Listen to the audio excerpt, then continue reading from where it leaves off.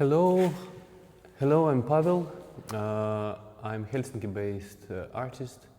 I consider myself as Ingrian artist. I was born in Soviet Union and live in Helsinki for 11 years now, working with the medium of installation, performance, sculpture. But basically I consider myself a multimedia artist or multidisciplinary artist because I combine different disciplines in my practice.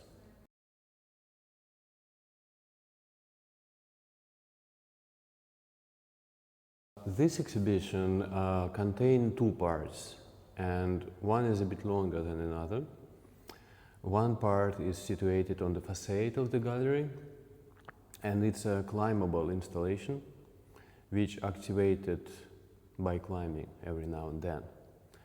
So it's climbing roads made or set up by road setter from a real climbing gym, and the halls, climbing halls made from negative casts of traces of Soviet bombings in Helsinki.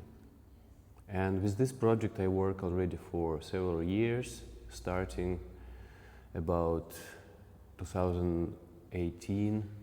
I started to work with these traces of war in the city of Helsinki, and I'm interested in how the memory of trauma manifests in public spaces. And for me, using climbing as a medium makes a very important shift. It shifts from visual to tangible understanding. So I call this method tangible understanding, when you can touch the history, basically with your own hands. And this is what I feel like climbing, connecting climbing and sculpture and installation allows visitors and participants to do.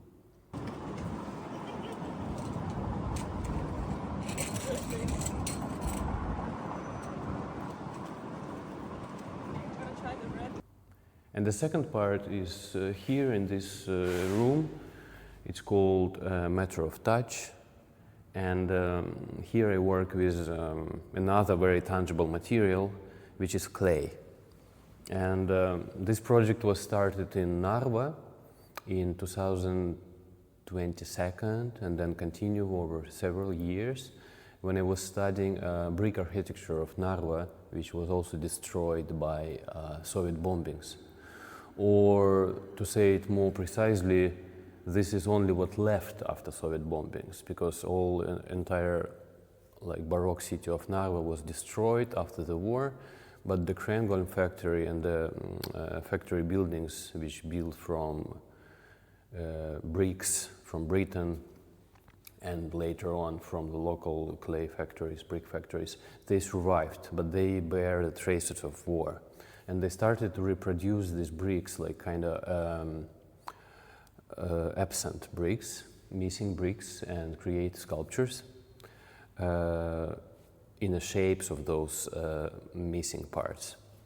And here I continue the same method in a gallery, working as a long durational performance, building bricks in a gallery, making bricks with embedded traces on them. So I also have these negative shapes, like a negative cast of the bombing trace from Helsinki and Narva. And I put them into the mold with a brick, and then I have a brick with embedded trauma or memory of trauma in it. So I'm building the wall in the gallery, walling myself into the gallery space with this wall made from new bricks, but these bricks were the memory of Second World War in them. To be able to work with those traces of war in the city, first I need to find them and systematize them and catalog them.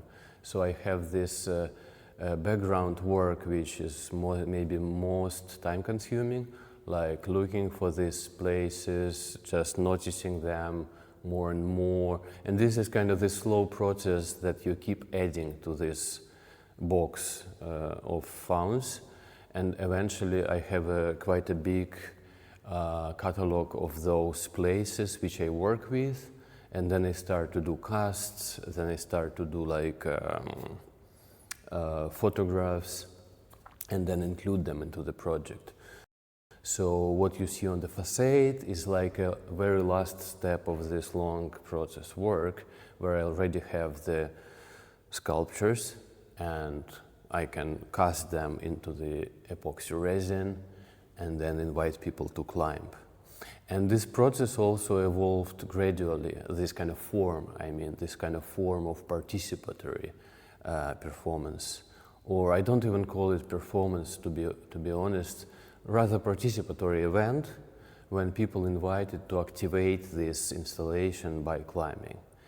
And I really like in this process that I can combine, so for me it's a little bit like psychogeography experience, that I can combine totally different places from the city or even from different cities, and then put them onto one wall, and then human body can connect them together. So it's becoming like a travel through time and space basically on one wall. So you touch different streets, you touch different buildings and history of them by just climbing one wall. And then, of course, this participatory practice means a lot because I start to realize sometimes that for me it's even sometimes not necessary. Sometimes I don't feel important that people actually know what is the history behind this.